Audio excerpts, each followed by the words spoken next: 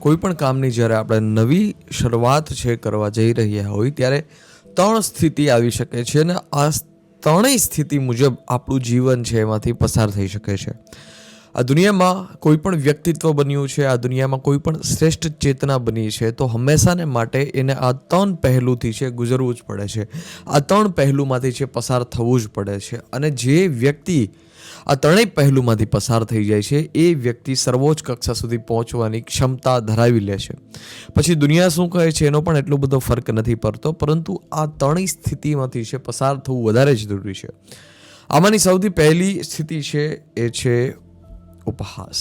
સૌથી પહેલાં દુનિયા છે તમારી હસી મજાક કઢાવશે. દુનિયા છે સૌથી પહેલાં તમને તમારી મજાક ઉડાડશે ને તમારે એ મજાકને છે સહન કરવાની આદત લાવવી જોશે. બીજી વસ્તુ છે વિરોધ.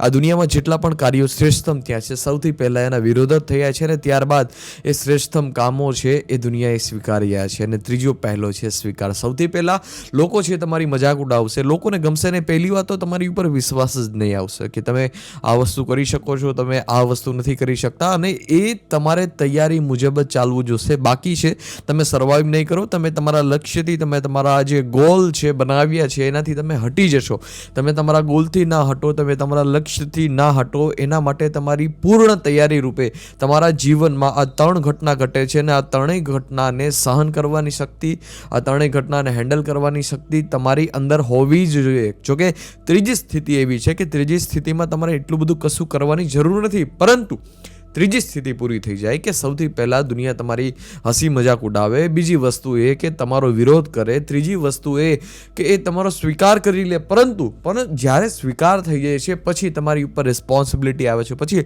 તમારી ઉપર જવાબદારી આવે છે કે તમે જે કાંઈ પણ કાર્ય કરો છો એ સ્તર સુધી બના રહેવા માટે તમારે અનહદ મહેનત કરવી પડે છે. દુનિયામાં 3 પહેલુંમાંથી તો લોકો પસાર થઈ જાય છે, પરંતુ જે વ્યક્તિ 3 પહેલુંમાંથી પસાર થઈ જાય છે, જે વ્યક્તિ એક પ્રતિભા પોતાની બનાવી લે છે, પછી એ પ્રતિભાને સાચવવા માટે પણ બહુ શ્રેષ્ઠતમ દરજ્જાના વ્યક્તિત્વની જરૂર પડે. અને જ્યારે પણ પ્રતિભા બની જાય છે ને જે વ્યક્તિ છે એ પ્રતિભા જે એક લેવલે એક સમયે છે એને શ્રેષ્ઠતમ દરજ્જાની બનાવી લીધી છે અને પછી એ પોતાની ચેતનાના સ્તરથી, એ પોતાના સ્તરથી જ્યારે ડાઉનગ્રેડ થતો જાય છે ને ત્યારે એક બહુ મોટી મુસીબત છે પેદા થઈ જાય છે. પછી એ જીવન જીવવા લાયક નથી રહેતો. ઉપહાસ સૌથી પહેલાં તો એના માટે જ આપણે કેફેબલ થવું જોઈશે કે ભાઈ દુનિયા સાથે તમારી અંદર એક તાકાત હોવી જોઈએ કે તમે એને પડકારરૂપ કહી શકો. પરંતુ આ પડકાર ક્યારે આવી શકે? પડકાર ત્યારે જ આવી શકે કે જ્યારે છે તમને વિશ્વાસ હોય પૂર્ણ પોતાના કામ પ્રત્યે, પોતાના કામ પ્રત્યે છે પૂર્ણ તમે ઈમાનદાર હોય, તમારી અંદર એ તાકાત હોય કે કોઈ પણ અપેક્ષા વગર છે તમે 24 કલાક મહેનત કરવાની છે તાકાત ધરાવતા હોય. અત્યારે દુનિયામાં ઘણા બધા એવા લોકો છે કે જે મોટી મોટી વાતો કરી લે છે પરંતુ એવું કશું થતું નથી. એવું શું કામે? કેમ કે ખોખલો કોન્ફિડન્ટ બની ગયો છે ને જ્યાં ખોખલો કોન્ફિડન્ટ હશે ત્યાં કંઈ દમ નહીં હોય, ત્યાં કંઈ તાકાતવાળું નહીં હોય. અત્યારે લોકોને ઘણા બધા કાર્ય કરવા છે, શ્રેષ્ઠ કાર્ય કરવા માટે નીકળી પણ જાય છે. ઘણા બધા લોકો પોતાને સપનાને હાસિલ કરવા માટે ઘણા બધા નીકળી જાય છે, પરંતુ હું જોઈને નીકળી જાય છે? બીજા લોકોના જીવન જોઈને નીકળી જાય છે. એના પોતાના કંઈ જીવનના રોલ મોડલ હોતા નથી, એના પોતાના કંઈ જીવનના છે પુસ્તકનો હોતા નથી, એના પોતાના જીવનની કાંઈ ઊંચાઈ હોતી નથી, પરંતુ એ વ્યક્તિએ કર્યું છે, એ વ્યક્તિએ કેવી રીતે કર્યું છે, એ વ્યક્તિ ત્યાં કેવી રીતે પહોંચ્યો છે એ લોકોને જ્ઞાન હાસિલ કરવું નથી. એ જે દરજ્જાએ પહોંચ્યો છે એ દરજ્જાએ પહોંચવા માટે કેટલી બુક્સની જરૂર પડે છે, કેટલા બલિદાનની જરૂર પડે છે, કેટલા ત્યાગની જરૂર પડે છે. અત્યારે દુનિયાને એવું કશું દેખાતું નથી. દુનિયાને બહારી વસ્તુ દેખાય છે, દુનિયાને લક્ઝરી દેખાય છે, દુનિયાને એની આસપાસની એક એને ફ્રેમ ઊભી કરેલી છે ને ફ્રેમ દેખાય છે, પરંતુ ફ્રેમની પાછળ કેટલું સાચું છે, ફ્રેમની પાછળ કેટલું ખોટું છે એ વ્યક્તિ જોવા જ નથી માગતો. કેમ કે જો ખબર પડી જશે કે ભાઈ એક ફ્રેમની પાછળ છે કેટલી એક પેઇન મોજૂદ હોય, ફ્રેમની પાછળ છે કેટલો સંઘર્ષ મોજૂદ હોય, તો પછી લોકોને સંઘર્ષ કરવાની જરૂર પડશે. અને લોકો સંઘર્ષ કરવાથી ડરે છે, લોકો સંઘર્ષ કરી નથી શકતા. ઊંચાઈ સુધી બધાને પહોંચવું છે, પરંતુ સંઘર્ષ કરતા લોકો ડરે છે અને સંઘર્ષ વગર ક્યારે પણ શ્રેષ્ઠતમ દરજ્જાનું કામ ના થઈ શકે. આ દુનિયામાં શ્રેષ્ઠ કામ હોય ને શ્રેષ્ઠ બલિદાન માગે, અને શ્રેષ્ઠ બલિદાન વગર આ દુનિયામાં ક્યારેય શ્રેષ્ઠ કામ થઈ ના શકે. સ્પષ્ટ રૂપે સમજી લેવું જોઈએ અને આપણી રગે રગમાં છે એ વાત ફિક્સ કરી લેવી જોશે કે તમને કોઈ કાર્ય તમે કરી રહ્યા હોય, તમને પેઇન થાય, તમારે સહન કરવું પડે, વાત હંમેશાને માટે યાદ રાખો, શ્રેષ્ઠ કામ માટે જીવનમાં છે શ્રેષ્ઠ સંઘર્ષની જરૂર પડે. સ્વામી વિવેકાનંદના શબ્દ છે કે મહાન કાર્ય માટે મહાન સંઘર્ષની જરૂર પડે છે. 3 પરિસ્થિતિ આવે, ત્રણેયને હેન્ડલ કરવાની તમારી પાસે તાકાત હોવી જોઈએ.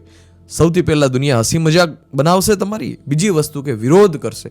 વિરોધ આ દુનિયામાં કોના નથી થયા? સ્વયં બુદ્ધના વિરોધ થયા છે, સ્વયં સ્વામી વિવેકાનંદના દુનિયાને વિરોધ કર્યા છે, સ્વયં ઓશો રજનીશના છે દુનિયાએ વિરોધ કર્યા છે, ભગતસિંહના પણ ઘણા બધા વિરોધ થયા છે, ગાંધીજીના પણ વિરોધ થયા છે, ડૉક્ટર આંબેડકરના પણ ઘણા બધા વિરોધ થયા છે. વિરોધ સહન કરવાની તમારે તાકાત પેદા કરવી જ જોશે. અને તાકાત કેવી રીતે પેદા કરવી? તાકાત કઈ તત્વ છે, કઈ વસ્તુ છે કે તમારી અંદર એ સહન કરવાની તાકાત પેદા કરી શકે? એ છે તમારું લક્ષ્ય. લક્ષ્ય જો નબળું હશે, લક્ષ્યમાં દમ નહીં હોય, તમે જે કામ કરવા માંગો છો એ કામમાં ઊંચાઈ જ નહીં હોય, તો પછી એમાં તમે મહારત હાસિલ નહીં કરી શકો. તમારે કોઈ પણ વસ્તુ છે એ વસ્તુ પર મહારત હાસિલ કરવી છે તો એની સૌથી પહેલાં ગહેરાઈ ઉપર જવું જોશે. વૃક્ષની હંમેશાના માટે ગહેરાઈ મહત્વની હોય છે. બાકી પવનનો ઝોકો આવે તો વૃક્ષ પડી જાય, પરંતુ જો વૃક્ષમાં ગહેરાઈ હોય તો પેઢીઓ સુધી છે વૃક્ષને કશું થતું નથી. ગહેરાઈ મહત્વની છે.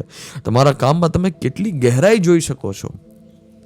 જો એવું થતું ના હોય કે તમે જ્યારે કામ કરવા માટે બેસો દુનિયાની બધી જ વસ્તુ તમને ભૂલાઈ જાય, તો પછી તમારે એ કામ મૂકી દેવું જોઈએ.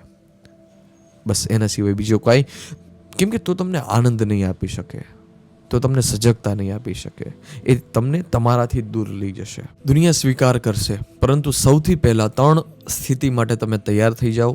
એક ઊંડો શ્વાસ ભરો, તાકાતવર ગરમ લોહી બનાવો, 3 પરિસ્થિતિ માટે તૈયાર થઈ જાઓ. હસી માટે, વિરોધ માટે અને સ્વીકૃતિ માટે.